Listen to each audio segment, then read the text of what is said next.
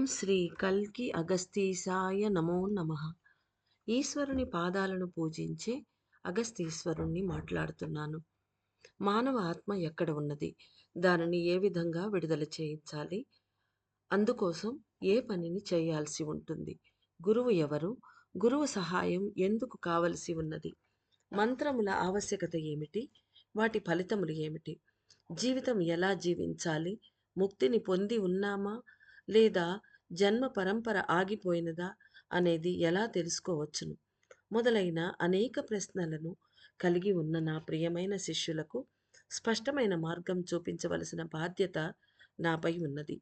సందేహము అనేది సరి అయిన మనసుకు సరి అయిన అవగాహన లేనప్పుడే ఏర్పడుతుంది. ఆత్మగాయత్రి నోము దీక్ష పూని ఆ మంత్రమును ఉచ్చరించేవారు అలా కాక ఇతర మార్గముల ద్వారా భగవంతుని చేరుటకు ప్రయత్నించేవారు మొదలైన అందరికీ స్పష్టం చేయుటకై నేను ఒక సత్యాన్ని తెలుపుతూ ఉన్నాను. ఆత్మ ఎక్కడ ఉన్నది అన్న విషయమై ఇంతకు పూర్వమే విజ్ఞానకు పూర్వకంగా వివరించబడి ఉన్నది. ఆత్మ 3 స్థితులలో నిలిచి ఉంటుంది. ప్రాణమును చుట్టి అనగా ప్రాణము జీవాణువు చుట్టూ, లైట్ బ్రిడ్జి అగ్రభాగంలోనూ, మెదడు లోపల ఉన్న వర్తులాకార అణువుల లోపలి భాగంలోనూ, ఆశలు, కోరికలు నెరవేరని స్థితిలో బంధించబడిన స్థితిలోనూ నిలిచి ఉన్నది. అంటే ఆత్మ ఎక్కడ ఉంటుంది అంటే 3 పరిస్థితుల్లో, 3 స్థితులలో అనగా 3 లెవెల్స్‌లో ఆత్మ నిలిచి ఉంటుంది. ఒకటి ప్రాణమును చుట్టి నిలిచి ఉంటుంది. అంటే జ్ఞాన అణువుల రూపంలో. లైట్ బ్రిడ్జ్ అగ్రభాగంలో ఉంటుంది. ఇది అంతకుముందు మెసేజ్‌లో కూడా చెప్పారు. మెదడు లోపల ఉన్న వర్తులాకార అణువుల లోపలి భాగంలో అనగా ఒక రౌండ్ సర్కిల్ ఆకారంలో అణువులను పేర్చి వర్తులాకారంలో అణువుల పేర్చి ఉన్నప్పుడు ఆ లోపలి భాగంలో కేంద్రంలో ఆశలు, కోరికలు నెరవేరని స్థితిలో బంధించబడిన ఆత్మ కణాలు ఉంటాయి అక్కడ. ఆ స్థితిలో కూడా ఆత్మ నిలిచి ఉంటుంది. అంటే 3 రకాలుగా ఆత్మ నిలిచి ఉంటుంది. దానికి తగినట్లుగానే సృష్టి, స్థితి, లయ అనే 3 స్థితులు, బ్రహ్మ, విష్ణు అనే 3 స్థితులు ఏర్పడినవి. ఆత్మ విడుదల ఎలా చేయాలి? విడుదల పొందిన ఆత్మ ఉంటుంది. బంధించబడిన ఆత్మ కూడా ఉంటుంది. చెరపడకుండా, విడుదల పొందకుండా నిలిచి ఉన్న జ్ఞాన అణువుల రూపంలో కూడా ఆత్మ ఉంటుంది. కాబట్టి ఆత్మను విడుదల చేయాలి అంటే చెరపడిన అనగా బంధించబడి ఉన్న ఆత్మ కణములనే విడుదల చేయాలి. దానికై వాకిళ్ళు అనగా జ్ఞాన అణువుల వాకిళ్ళు తెరుచుకునేలా చేయాలి. దానికి కావలసిన సహాయము చేసేవారే గురువు అని పిలువబడతారు. భౌతికంగా ఉన్న గురువు లోపలి గురువును తెలుసుకున్నవాడై ఉండాలి. ప్రతి మనిషి మెదడు లోపల ఉన్న జ్ఞాన అణువులను తెరుచుకొనుటకు, ప్రాణము సంక్షేపించుటకు మార్గం తెలిపేవాడుగాను భౌతిక పరంగా ఒక గురువుగా ఉండవలెను. శబ్ద మూలంగా ఉండేదే మంత్రం. ప్రాణమును ప్రేరేపించి ఆత్మలో ఒదుగుటకు మార్గమును తెలిపేదే మంత్రం యొక్క ముఖ్యమైన పని అయి ఉంటుంది. అనగా భౌతికంగా ఉన్న గురువు ఎవరైతే ఉంటారో మనిషి రూపంలో అతను లోపలి గురువును తెలుసుకున్నవాడై ఉండాలి అని చెప్తున్నారు. ప్రతి మనిషి మెదడు లోపల ఉన్న జ్ఞాన అణువులు తెరుచుకొనుటకు, ప్రాణము సంక్షేపించుటకు ఈ రెండిటికి కావలసిన మార్గాన్ని తెలిపేవాడు భౌతిక పరంగా ఒక గురువు ఉండాలి. శబ్ద మూలంగా ఉండేదే మంత్రం. అంటే మంత్రం ఏంటి? గురువేంటి? రకరకాల క్వెషన్‌లేశారు కాబట్టి, ఒక క్వెషను గురువు అనే దాని గురించి ఎక్స్‌ప్లెయిన్ చేశారు మహర్షి. ఇక మంత్రము. శబ్ద మూలంగా అంటే శబ్దమే ఆధారంగా ఉండేది మంత్రం. ప్రాణమును ప్రేరేపించి ఆత్మలో ఒదుగుటకు మార్గము తెలిపేదే మంత్రం యొక్క ముఖ్యమైన పని అయి ఉన్నది. అంటే ప్రాణము సంక్షేపించుటకు లోపల ఉన్న జ్ఞాన అణువులు తెరుచుకొనుటకు గురువు కావాలి అన్నారు కదా! ఈ మంత్రమే గురువుగా ఇక్కడ పనిచేస్తూ ఉన్నది. ఆత్మగాయత్రి మంత్రం. ఏదైనా కోరిక నెరవేర్చుకొనుటకు, వ్యాధులు తగ్గించుకొనుటకు మంత్రములు ఎందుకు ఉచ్చరించబడుతున్నవి? ఎందుకంటే ప్రాణము తన పనులను విస్తరించి చేయుటకే. గురువు సహాయం కోసం వెళ్ళుటయు, మంత్రములను పలుకుటయు, దీపములు వెలిగించి పలు పద్ధతులను అనుసరించుటయు, ఇవన్నీ ప్రాణశక్తిని పెంచి ఆత్మలో ఒదిగేలా చేసి ఆత్మకు విడుదల కలిగించుట కొరకే అని తెలుసుకోవాలి. అనగా మనం చేసే పూజలు, వ్రతాలు, నోములు ఏవైతే ఉన్నవో అవి, మనము జపించే మంత్రాలు అన్నీ కూడా మన కోరికలు నెరవేర్చుటకు, వ్యాధులు తగ్గించుకొనుటకు, లేదా ప్రాణశక్తిని పెంచి ఆత్మలో ఒదిగేలా చేసి ఆత్మ విడుదలకు కలిగించుట కొరకే అని తెలుసుకోవాలి. ఇవన్నీ జరగడానికి కోసమే మనకు ఈ మార్గాలన్నీ మనకు ఋషులిచ్చారు అని మనం తెలుసుకోవాలి. జీవితము ఎలా జీవించాలి? దీనికై మీరు లోపల మీ ఆత్మ మాట్లాడేది ఆలకించాలి. అనగా మన ఆత్మ మనతో మాట్లాడేది మనము దాని మీద ధ్యాస పెట్టం కాబట్టి మనకు వినిపించదు. దాన్ని చెవియొగ్గి వినాలి. అంటే మనసుతోటే వినాలి అని చెప్తున్నారు. మీ ప్రాణము ఏ మార్గంలో వెళ్ళినచో అతీతమైన శక్తులను పొందుతున్నదో ఆ మార్గమునే అనుసరించాలి.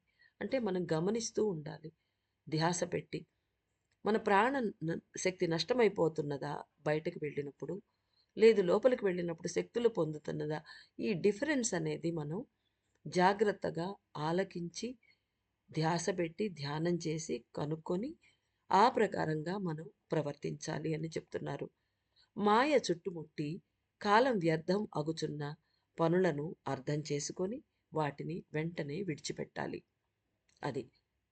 మనం చేస్తున్న పనులలో మనకు తెలిసిపోతుంది. కాలం వేస్ట్ అవుతోంది, టైం వేస్ట్ అవుతోంది అని. ఏ పనులు జరగట్లేదు. పోగా మన ప్రాణశక్తి వ్యర్థం అవుతోంది. అలాంటి పనులను కనుక్కొని వెంటనే వాటిని విడిచిపెట్టేయాలి. మీ ప్రాణం ఏ మార్గం వైపు వెళుతున్నది అనియు, మీరు ఏ పనిపై మక్కువ చూపుతున్నారు అనియు బాగా పరిశీలించి తెలుసుకొని, ఆ ప్రకారం జీవించటం నేర్చుకొనండి. ఎలా జీవించాలి అనేది ఒక పెద్ద ప్రశ్న. దీనికి సమాధానం ఎవరూ సరిగా చెప్పలేరు. జీవితం ప్రాణం వలన ఏర్పడుతున్నది. ఆత్మ వలన కదులుతున్నది.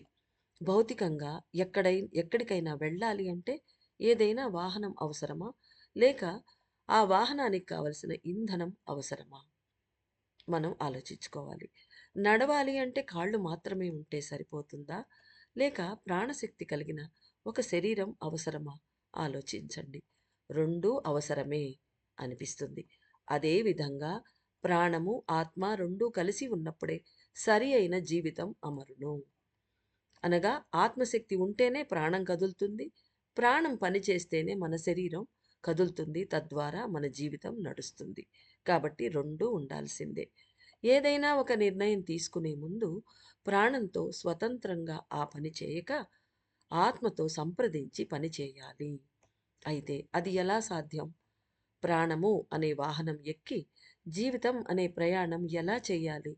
వీటన్నిటికీ సమాధానంగానే దైవ పూజా పద్ధతులు, ఆచరణలు మొదలైనవి ఏర్పడినవి. పువ్వులు, దీపములు, మంత్రములు, ఆచారములు, పద్ధతులు ఇవన్నీ ప్రాణము ఆత్మతో కలియుటకే ఏర్పడినవి. అంటే మధ్య మధ్యలో మన కోరికలు, వ్యాధులు తగ్గడానికి, కోరికలు నెరవేరటానికి మనం చేసుకుంటూ ఉంటాము. కానీ అంతటితోనే ఆగిపోకుండా లోపల ప్రయాణం చేసి ప్రాణాన్ని ఆత్మతో కలపాలి అనేది మన ముఖ్యోద్దేశంగా ఉండాలి. ప్రతి పని చేసే ముందు ఆత్మశక్తులు పొందాలి. అదేవిధంగా ప్రతిరోజు బ్రహ్మ ముహూర్తమున లభించే ఆత్మశక్తులను పొందుటకై పలు విధములైన పద్ధతులు ఏర్పడి ఉన్నవి. అనగా ప్రతిరోజు ఆత్మశక్తులను ఎలా పొందాలి? వాటి మార్గాలు. అందులో ఒక మార్గం, ముఖ్యమైన మార్గం బ్రహ్మ ముహూర్తాన లేచి పలు విధములైన ధ్యాన పద్ధతులు చేసి ఆ ప్రకారంగా ఆత్మశక్తులను పొందాలి. ఏదైనా ఒక నిర్ణయం తీసుకునే ముందు ఆత్మతో సంప్రదించాలి. అందుకే భగవంతుడు విశ్రాంతి తీసుకోమని పిలుస్తూ ఉన్నాడు. అనగా మనము ఎక్కువ హైపర్ యాక్టివ్ అయిపోయి బయట పనులలోనే ఉంటూ విశ్రాంతి అనేది లేకుండా ఉన్నది కాబట్టి భగవంతుడు ఇక చాలు, విశ్రాంతి తీసుకోవాలి, ప్రాణము సంక్షేపించాలి అని మనకు పిలుపునిచ్చి ఉన్నాడు. మానవ శిరస్సు అనేది ఒక ట్రాప్డ్ వెహికల్ లాంటిది. శిరస్సులో ఉన్న అణువులన్నీ విద్యుదయస్కాంత తీగలను అనగా ఎలక్ట్రోమాగ్నెటిక్ ఫైబర్స్ని సృష్టించుట తెలుసుకొని ఉండును. వాటిని పొందుట కూడా తెలుసుకొని ఉండును. శిరస్సులో ఉండే పలు విధములైన అణువులు విద్యుదయస్కాంత తరంగములు మాత్రమే ఆహారముగా స్వీకరించును. అనగా ఎలక్ట్రోమాగ్నెటిక్ వేవ్స్ని ఆహారంగా తీసుకుంటాయి. ప్రియమైన మానవులారా, జీవితం అనేది కాలమాన పరిస్థితులు, ఇంటిలోని పరిస్థితులు, మానవుల వ్యక్తిగత పరిస్థితులు, వారి ఆర్థిక పరిస్థితులు వంటి అనేక విషయములను ఆధారంగా చేసుకొని అమరి ఉంటాయి. అయితే ఆత్మ యొక్క ఇంధనం ఒకటే ఈ అన్ని కదలికలకు ఆధారం. ఆత్మయే దైవం అని గ్రహించండి. ఆత్మశక్తులను అధికంగా తీసుకొని త్వరగా పైకి ప్రయాణించండి. అధికంగా గాలి, వెల్లువ అనగా నీటి వెల్లువ వచ్చే సమయంలో మానవులు ఎత్తైన ప్రదేశాలలో తలదాచుకుంటారు. అదేవిధంగా కలి ఎల్ల అనే పరిస్థితుల నుండి తప్పించుకొనుటకై ఆత్మలు పరమాత్మ వద్ద శరణు కోరుటయే విడుదల అని తెలియబడుతున్నది. ఆత్మ గాయత్రి మంత్రం ఉచ్చరించుట వలన అన్ని పనులు సక్రమంగా జరగగలవు. ఆత్మ ఎక్కడ ఉన్నది, దానిని ఎలా విడిపించుట వంటి విషయాలన్నీ కూడా కూలంకషంగా తెలియగలవు. జ్ఞాన గురువులుగా వ్యవహరించే జ్ఞాన అణువులను కూడా మీరు అప్పుడు తెలుసుకొనగలరు. మంత్రాన్ని పఠించినందున ప్రాణము సంక్షేపించును. దీర్ఘమైన బలమైన జీవితాన్ని జీవించటానికి కూడా ప్రాణము మార్గాలను వెతుకును. ముక్తిని పొంది ఉన్నామా లేక జన్మరాహిత్యం పొందామా అని తెలుసుకోవటానికి కూడా ఒక మార్గం ఉన్నది. భగవంతుని తెలుసుకోలేకపోతున్నాము, దైవ కార్యములు త్వరగా సాగుటలేదు అను పలు విధములైన సందేహాలు మిమ్మల్ని బాధించే సమయంలో మీరు దైవానికి చాలా సమీపంలో ఉన్నారనియు, ముక్తికి సమీపంలో ఉన్నారనియు తెలుసుకోనండి. అంటే మన జన్మరాహిత్యం పొందామా లేదా, ముక్తిని పొందుతున్నామా లేదా అనేది ఎలా తెలుస్తుంది అంటే దానికి ఒక మార్గం ఉంది అన్నారు మహర్షి. అంటే ఇదే అన్నమాట. మనం ఎప్పుడైతే చింతపడుతూ ఉంటామో, దిగులు పడుతూ ఉంటామో, అయ్యో దైవ కార్యాలు సరిగా చేయలేకపోతున్నాము, భగవంతుని తెలుసుకోలేకపోతున్నా, ఆ ప్రకాశాన్ని దర్శించుకోలేకపోతున్నామని మనం బాధ పడుతున్నప్పుడు, ఆ సందేహాలు మనల్ని పీడిస్తూ ఉన్నా అంటే దాని అర్థం మీరు భగవంతునికి చాలా సమీపంలో ఉన్నారనియు, ముక్తికి సమీపంలో ఉన్నారనియు తెలుసుకోండి అంటున్నారు మహర్షి. ఇది ఒక మూల సూత్రం అన్నమాట మనకు. ఎందుకంటే మహాజ్ఞానం అనే దైవశక్తి చిన్న బుద్ధి కలిగి ఉన్న హ్యూమన్ బ్రెయిన్‌తో పూర్తిగా లోపలికి తీసుకోలేరు. అంటే మన బుద్ధి చిన్న బుద్ధి అంటే చెడ్డ బుద్ధి అని కాదిక్కడ. అంటే చాలా తక్కువ కెపాసిటీ ఉన్న ఆ బుద్ధితోటి అది స్ స్వతంత్రంగా విస్తరణ అయి ఉండదు కాబట్టి, అది ఒక చట్రంలో బిగించబడి మనం ఆలోచిస్తాం కాబట్టి, దైవశక్తి, మహాజ్ఞానం అనే దైవశక్తి ఈ చిన్న హ్యూమన్ ఆ బుద్ధి కలిగిన హ్యూమన్ బ్రెయిన్‌తో పూర్తిగా తీసుకోలేరు అని చెప్తున్నారు. దైవాన్ని, ఆయన చేసే పనులను పూర్తిగా తెలుసుకొనుట వీలు కాదు అనే సత్యాన్ని తెలుసుకొని, ఆ పనులను తన స్వంత పనులుగా స్వీకరించి, స్వార్థరహితముగా అందరికీ ఏదో ఒక విధంగా సహాయపడుతూ ఉన్నచో, ముక్తి స్థితిని పొంది ఉన్నారు అని మీరు గ్రహించవచ్చును. అంటే దైవశక్తిని డైరెక్ట్‌గా మనం బ్రెయిన్‌తో పొందలేము కానీ, మన లోపలి భావన ఎప్పుడైతే ప్యూరిటీతో ఇతరులకు సహాయం చేయాలి అనుకుంటూ దైవం చేసే పనులనే, అంటే మానవ జాతికి ఆయన చేసే పనులే మనం మన పనిగా స్వీకరించి చేసుకుంటూ స్వార్థరహితంగా ఉంటే, అప్పుడు ముక్తి స్థితిని పొందుతున్నారు అని మనం గ్రహించవచ్చు అని చెప్తున్నారు మహర్షి. ఆత్మ గాయత్రి నోము 3 జ్యోతులను కలుపును. ప్రాణము, ఆత్మ, పరమాత్మతో కలిసి సంపూర్ణమైన ముక్తిని పొందుటకు అది సహాయపడును. సత్యాన్ని గ్రహించి ప్రవర్తించండి. ప్రేమపూర్వక ఆశీస్సులు.